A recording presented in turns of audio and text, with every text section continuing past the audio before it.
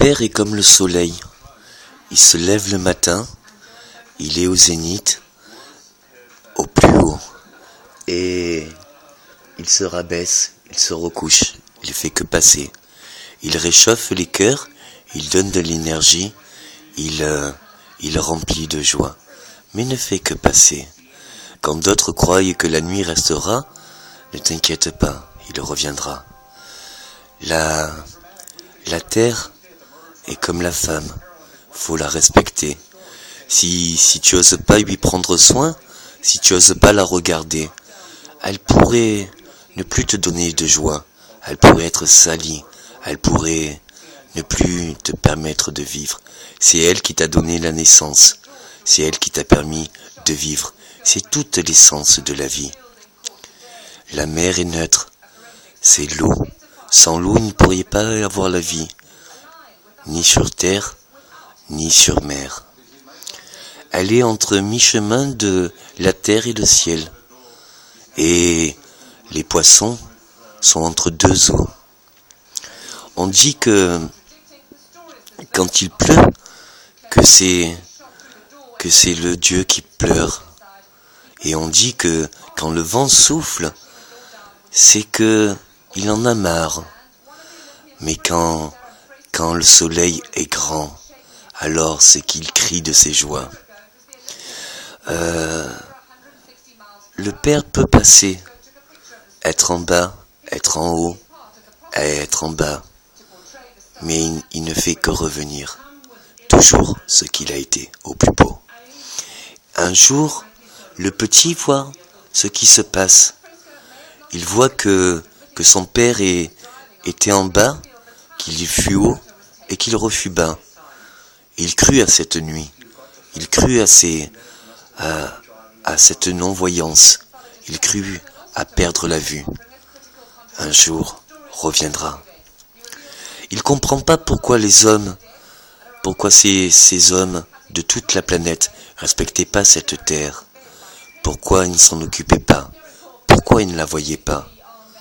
Bien sûr, la mer caressait la terre, et c'était sans fin, jour et nuit elle caressait.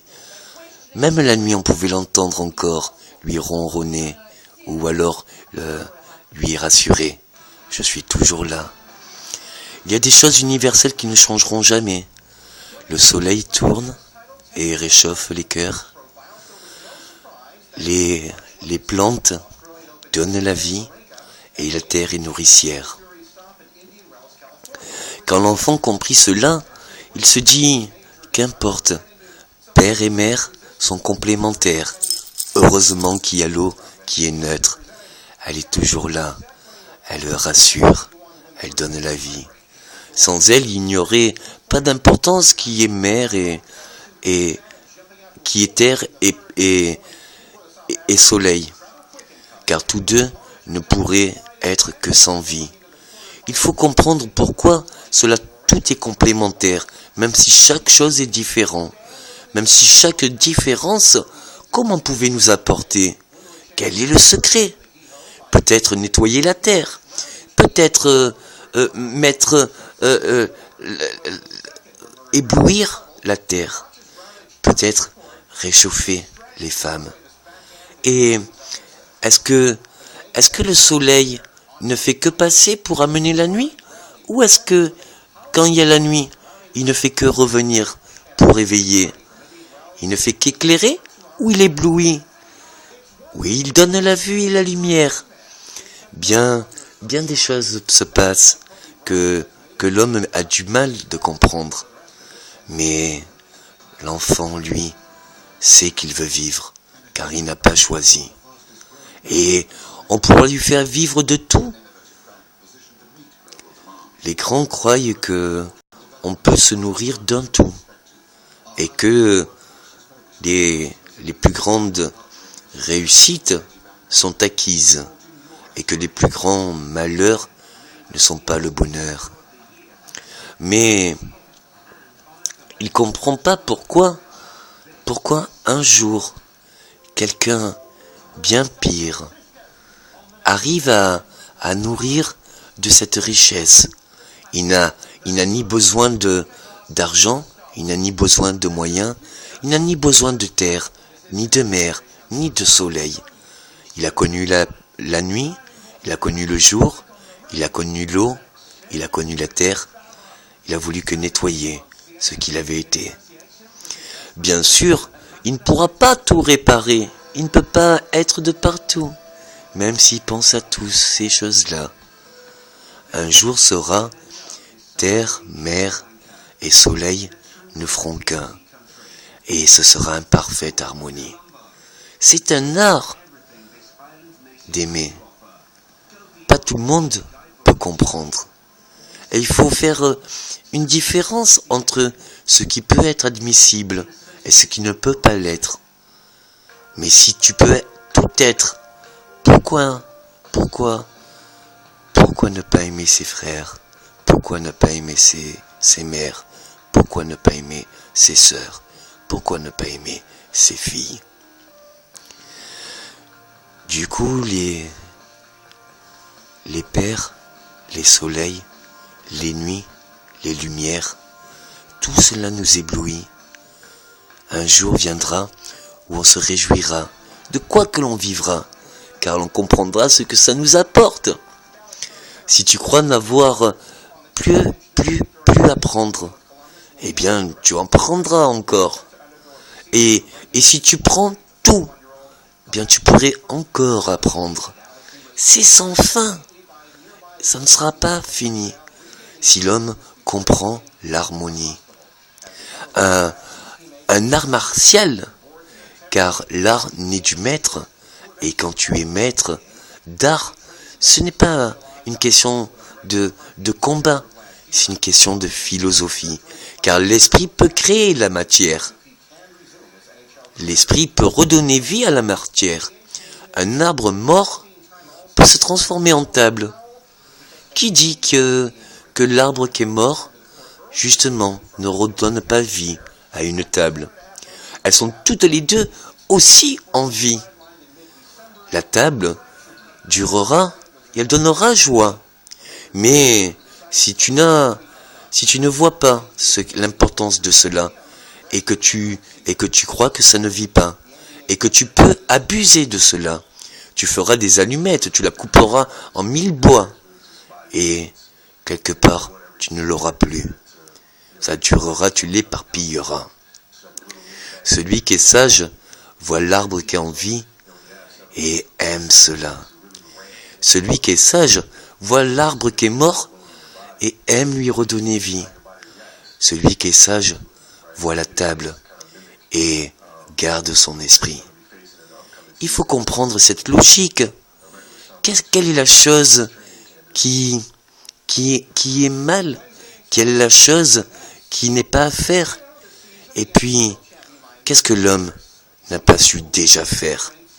Est-ce que en faisant un tout, on peut comprendre ce qu'on peut faire pour tous? Ou faut-il entendre ceux qui ne disent pas et n'ont jamais vécu cela? Ou faut-il prendre confiance à ceux qui ont la délivrance? Ce n'est qu'une sagesse, c'est vrai, mais c'est peut-être, car celui qui est le sage a jamais pu être. Et étant obligé, étant opprimé, n'ayant pas le choix de choisir, il se résume par abstinence, car il sait que quoi que l'on fasse comme oppression, quoi que l'on fasse comme oppression, quoi qu'on l'on fasse comme dire, il sait que le mieux à faire, c'est de garder son esprit. Si l'homme se croit riche de son argent et de ses moyens, car l'argent n'est qu'un outil pour le faire, l'homme de toute richesse, ce n'est de son esprit, car il n'a pas besoin de cet argent ou de ce moyen ou de cet outil. Il sait que où qu'il soit, il peut faire aussi bien pour frère, pour père, pour mère et sœur. Bien sûr, il faut du temps pour comprendre vraiment pourquoi. Pour cela, comment veux-tu unir tout le monde? Tout le monde a droit à sa différence. On ne peut pas obliger les gens à faire la même chose. Ça serait dommage. On l'a convenu avec cette norme ou ce soi-disant normal. Non, tout l'est ou tout doit l'être. Et la plus grande richesse, je ne crois pas avoir encore vouloir savoir, mais je veux apprendre encore. Bien sûr, je ne connais pas tous ces trésors, tout cet or. Je veux le découvrir, car je sais qu'il est quelque part en dessous de cette rivière, un peu caché, un peu sous cette terre, un peu sous cette eau, que l'homme passé n'a pas su être fier et n'a pas su nettoyer. Alors oui, il paraît que Dieu sera colère, il fera crier les rivières pour faire chasser un peu cette peine, et il fera chasser ce qu'il a été. Il le faudra pour que les petits prennent joie de ce qu'il a été. Et soyez fiers de cette nouvelle rivière, car il faut être fier de cette mer, la terre. Tout n'est que philosophie, tout n'est que logique, tout n'est que image. Mais est-ce qu'avec les images, on peut devenir sage? Bien sûr. Un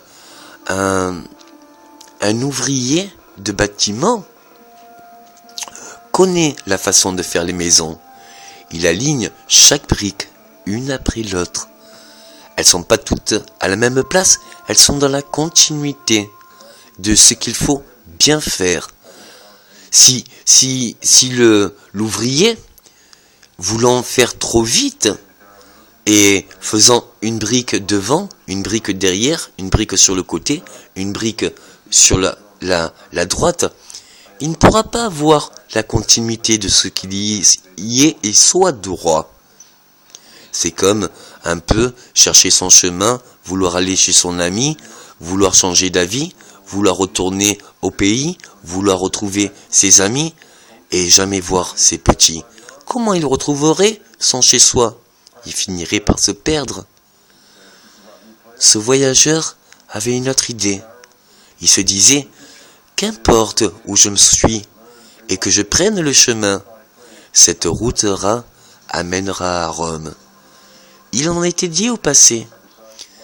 Quand d'autres pensent que l'homme s'est perdu, il ne s'est pas perdu. Il voit ce qu'il ne pensait pas découvrir. Et quand il croit que justement il perd son temps, il ne perd pas son temps. Il découvre ce qui est et voit autrement. Où que tu sois, quelle est la chose la plus belle que tu vois? Tout est beau. Il n'y a pas de choses peu intéressantes. Il n'y a que des personnes peu intéressées. Mais qui sait qui pourra te redresser? Comme une maison qui aurait été mal fabriquée, étant au premier degré vraiment très maladroit, ne sachant pas s'aligner, et voulant encore continuer, sans même se redresser, sans même penser ce qui est droit, ce qui est son devoir bien faire. Celui qui construit la maison et qui ne pense pas à la continuité de ce qui est, qui a toujours été et qui sera et qui devra rester. Il construira mal, construira ce qu'il ne faut pas et devra tout défaire encore et encore et encore et encore jusqu'à ce qu'il comprenne que c'est dans la continuité de ce qu'il se faut. Il y a une façon de faire pour toute chose. Celui qui se croit abrité dans les maisons et en sécurité, il ne voit pas justement cela.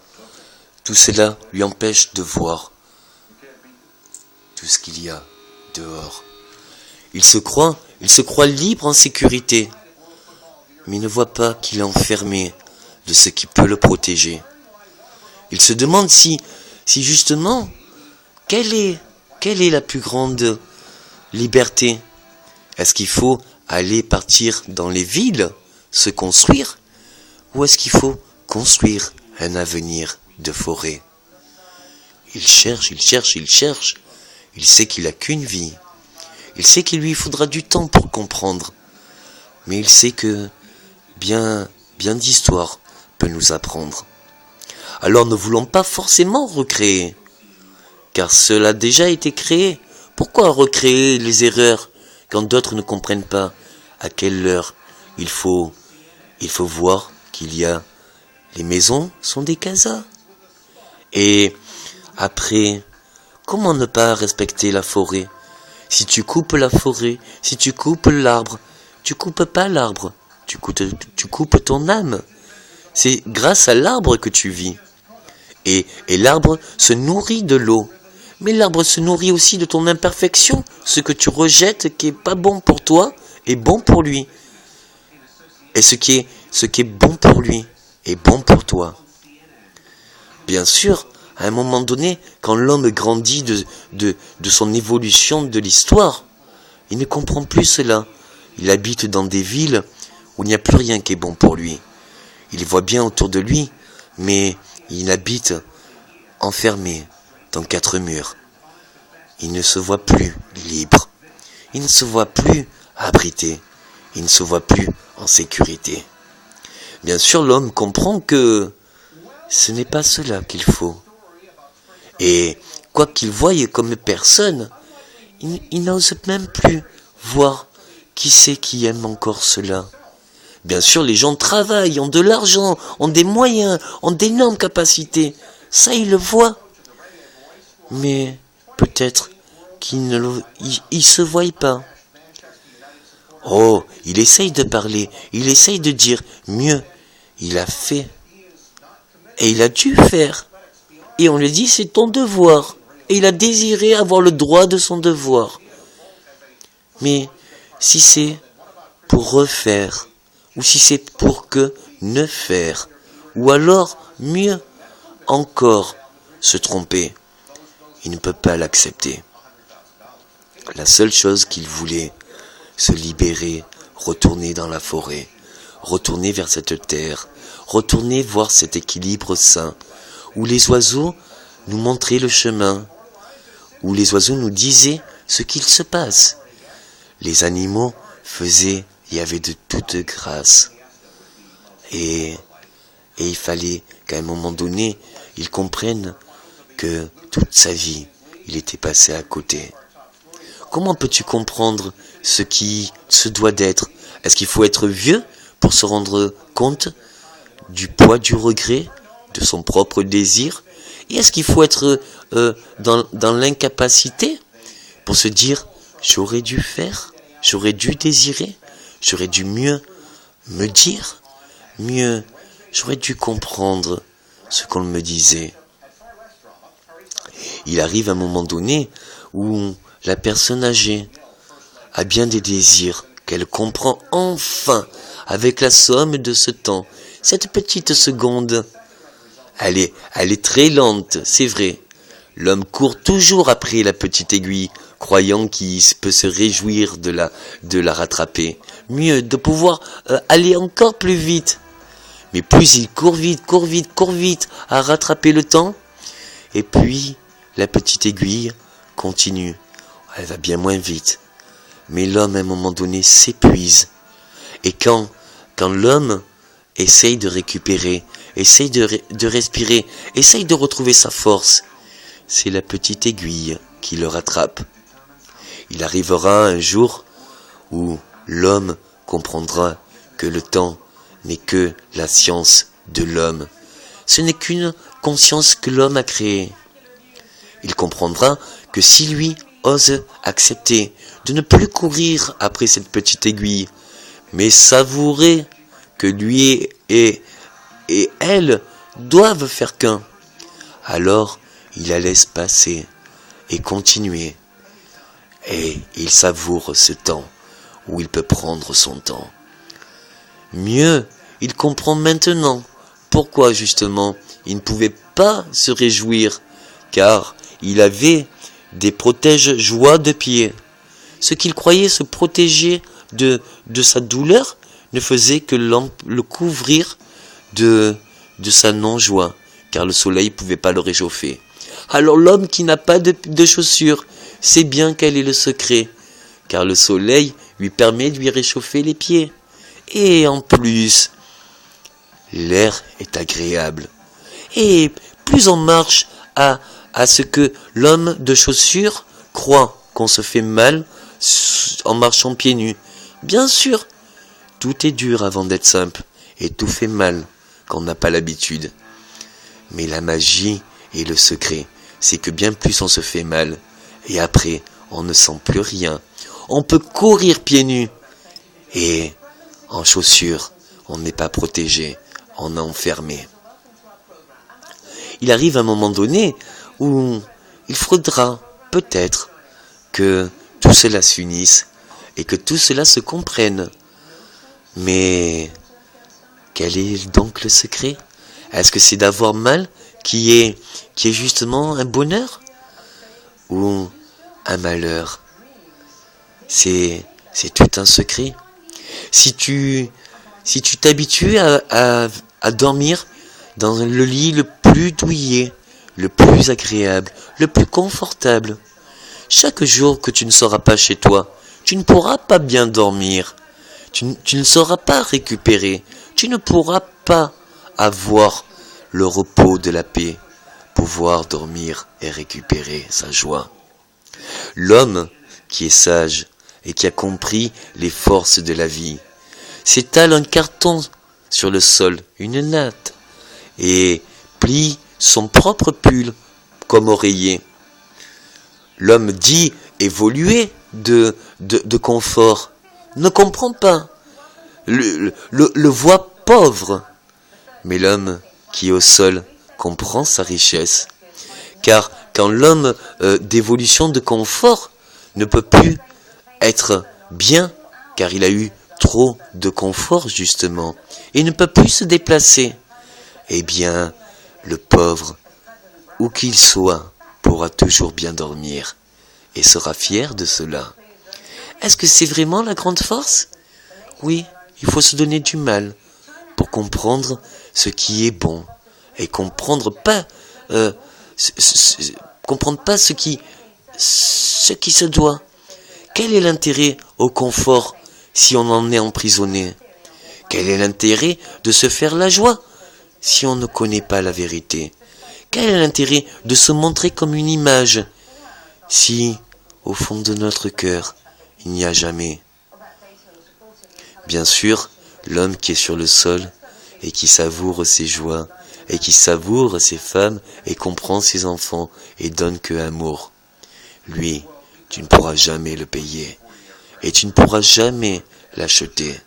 Même mieux, quoi qu'il vive, il ne pourra que être encore plus heureux et encore plus heureux. Est-ce que tu crois que l'homme qui a réussi sa carrière ou alors son argent est bien plus riche? Est-ce que tu crois que celui qui est tombé plus en bas de douleur et n'a aucun bonheur? Quelle est cette juste nuance? À un moment donné, l'homme comprendra que tous les excès peuvent être dangereux. Seul celui qui sait voir ce qu'il faut, le juste milieu. Ce qui est au milieu, c'est peut-être ce qui est juste. Si tu veux traverser le désert, si tu prends des tonnes d'eau en te disant j'en ai besoin pour vivre, et il m'en faut pour survivre, il n'y a pas d'eau là-bas, et il fait très chaud, et c'est très grand à traverser le désert. Il prendra tout son poids de ce qui lui semble vital, mais au lieu de pouvoir survivre, il s'écroulera de son poids, il aura trop chargé, et ne pourra pas arriver à traverser. Les hommes du désert prennent juste ce qu'il faut. Ils ne boivent pas à leur joie. Ils se mouillent les lèvres. Ils savent que plus ils gardent l'envie de boire, et plus ils s'abstiennent de boire, et plus ils peuvent boire quand ça leur est vital. S'il buvait toute sa gourde avant même d'être arrivé, il ne pourrait pas arriver. Et s'il ne se résigne pas à boire lorsqu'il est déshydraté, il pourrait ne plus pouvoir avoir la force de porter la bouteille à justement ses lèvres. Et mieux s'il se déshydrate de trop et que le soleil lui arrache ses plaies de ses lèvres, car ça lui séchera tellement qu'il se retient de ce qu'il se doit. Il ne pourra plus boire. Il y a vraiment un juste milieu. Et il faut comprendre ces excès. Il faut comprendre ce qui se doit de rester. Il faut comprendre ce qui est vital à l'homme pour que l'homme puisse continuer et rester. Si l'homme a trop bu et si l'homme s'est trop déshydraté, il saura quand c'est qu'il faut boire. Et c'est qu'il se doit de comprendre quand c'est que c'est la joie. À quel temps on peut avoir la joie. Si l'homme chante et ne fait que réciter, mais ne sait pas vibrer, même si c'est dur, car justement, chaque vibration apporte, et chaque son a un ton, chaque son est en accord, et les accords sont en harmonie. Il faut de toutes notes pour faire une jolie mélodie. Et il faut qu'ils s'assemblent. Il n'y en a pas une qui est plus belle. Ou alors, ce n'est qu'une pour une seule personne. Mais il ne peut pas jouer tout le temps la même note. Car sinon, il ne connaîtra pas ce qu'est la musique. Il connaîtra peut-être le bruit. Et quand l'homme ne comprend pas que ceux qui crient de joie avec les tambours, c'est vraiment la plus grande force de la vie.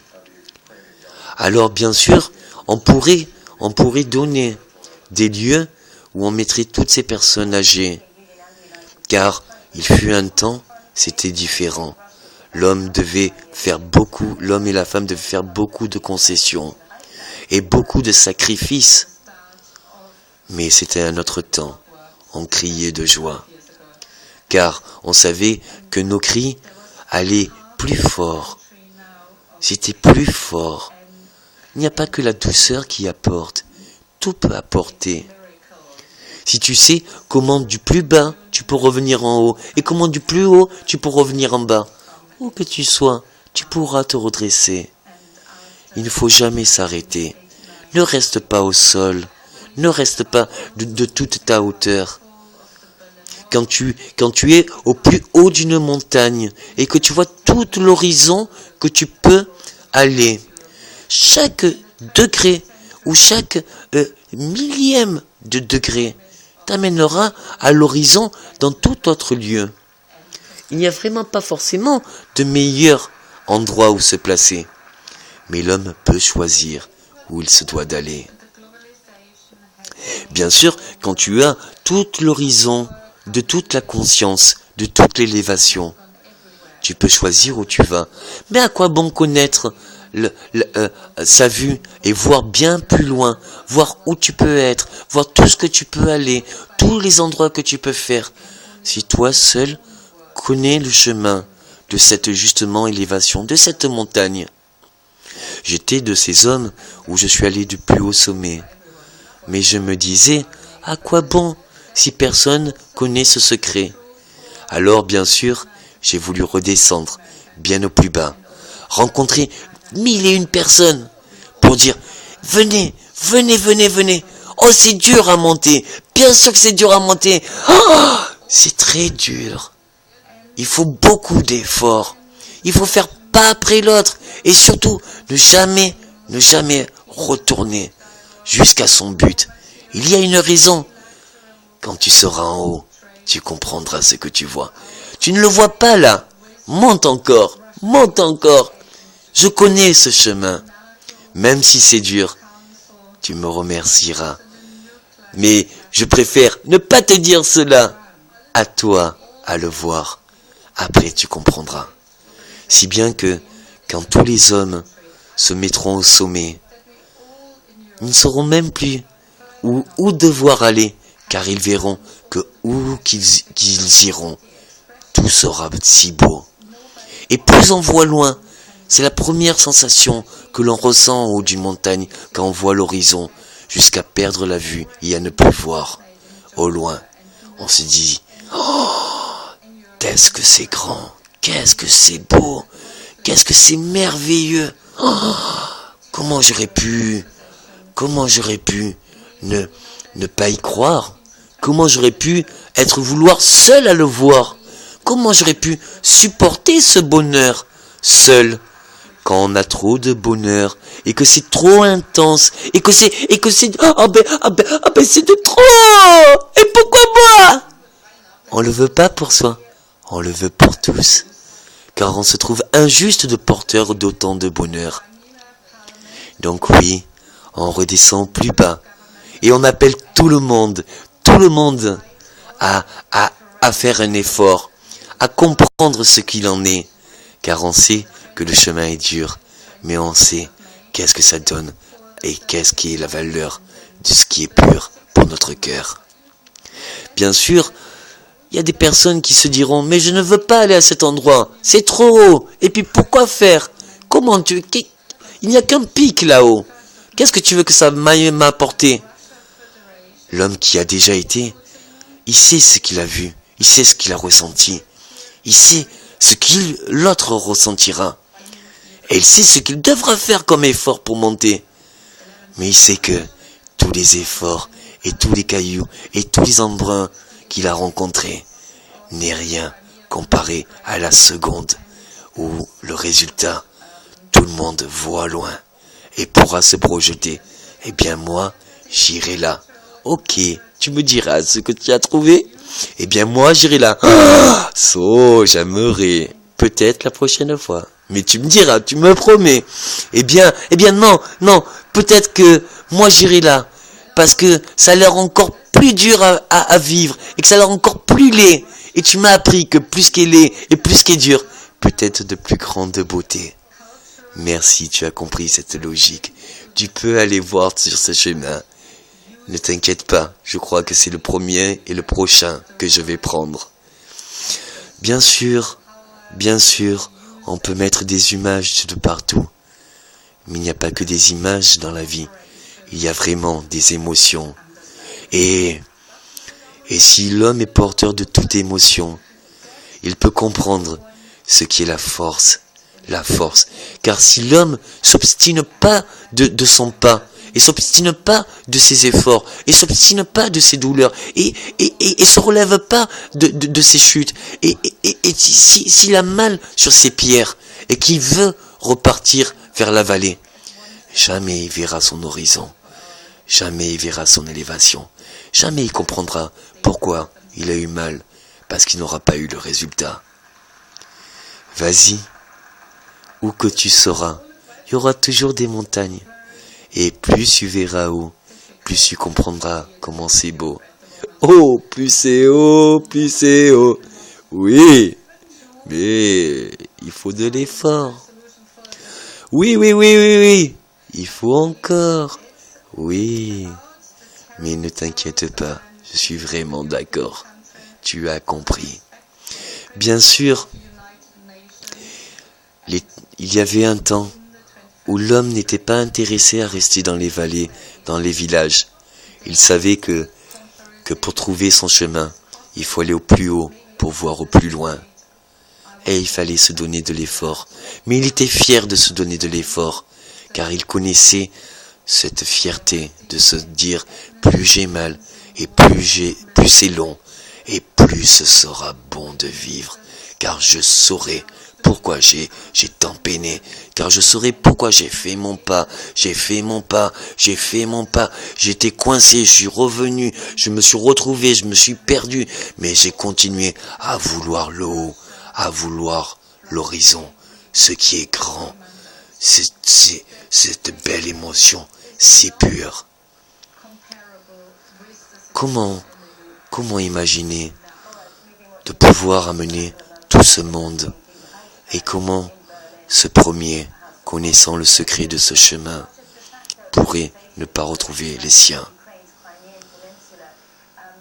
C'est comme si être au-dessus de la montagne, ne plus savoir quelle direction, quoi prendre. Car il connaît tous ces horizons. Il sait que chaque millième et millième de degré lui apportera toute une autre destination. Et qu'il a déjà été là-bas, car il a voulu vivre que ces montagnes. Et il a voulu que rencontrer ces vallées. Il a voulu que. Mais il ne le voulait pas pour lui. Il voulait comprendre. Il voulait apprendre. Il voulait transmettre. Bien sûr, chaque pas, il s'éloignait quelque part. Bien sûr, chaque pas, c'est encore plus fort son dégât, son constat. Pourquoi faire ce pas? Pourquoi m'éloigner? Pourquoi maman? Il sait qu'un jour, il retrouvera la première montagne, celle qui lui a donné l'envie de s'élever, celle qui a fait comprendre qu'elle avait toujours été dans la vallée, et que lui-même étant dans la vallée, il lui avait donné cet horizon. C'est difficile d'abandonner les siens, de devoir choisir son pas, de vouloir choisir toute montagne, toutes les difficultés, et de se dire, peut-être que je me perdrai, je ne retrouverai jamais mon chemin, et peut-être que j'aurai uni chaque direction et chaque destination à cette envie de vouloir s'élever et de voir bien plus loin que toutes les réalités, connaître les émotions. Quand les gens, soi-disant les plus adaptés de conscience, te décrivent la banane selon sa forme, sa couleur, le pays d'origine, et ayant entendu des milliards de personnes qui l'avaient goûté, quand tu lui dis la forme et la couleur, il te dit, oui, elle doit venir de tel pays, elle doit avoir ce goût. Tu souris, tu sais que lui n'a jamais eu la saveur. Alors bien sûr, il te la décrit mille et une fois de quoi elle est composée, de quelle famille elle est, où c'est qu'elle est plantée, comment elle vit, comment elle survit, qu'est-ce qui fait bon de la nourrir. Mais ne connaît pas l'émotion. Il pourra l'analyser. Seul celui qui a croqué au fruit peut savoir si c'est agréable ou moins. Maintenant, qu'est-ce qui est le plus agréable? Si tu connais que des bananes, c'est mon fruit préféré. Si tu connais que des bananes mûres et savoureuses, elles n'auront plus de goût et de valeur à ton goût. Or, plus tu auras de bananes acides, de bananes qui ne sont pas prêtes. Et ce n'est pas qu'elles sont mauvaises. Il faut pas le voir comme ça. Dis-toi que juste après, quand tu n'auras une qui est mûre, tu reconnaîtras cette saveur. Tu reconnaîtras ce qui est meilleur. Alors oui, il y a un temps où on croyait que même certaines diversités identiques étaient bonnes.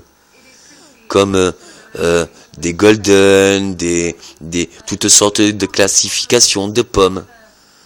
Mais il y a un temps, même dans la même catégorie de pommes, c'était sur chaque arbre que chaque pomme avait une saveur différente. Tout est bon à manger. Il ne faut rien regretter. Tout peut apporter pour celui qui comprend ce qui est bon et ce qui est mieux. Bien sûr, il a fallu faire et pousser aux erreurs. Bien sûr, il a fallu faire une mauvaise direction. Car quand j'étais petit, je disais, mais pourquoi l'homme fait ces erreurs? Et pourquoi surtout il continue? On me disait, les choses sont comme cela. Il ne peut pas changer les choses. Je disais, mais c'est idiot. Il ne pourra jamais se rendre compte de ses erreurs. Il me dit, comment veux-tu qu'il retourne sur ses pas s'il ne fait qu'avancer? Alors je lui disais, d'accord, je vais le faire courir de ses torts pour qu'il comprenne que 20 ans passés, c'est peut-être trop pour ne pas avoir assez calculé.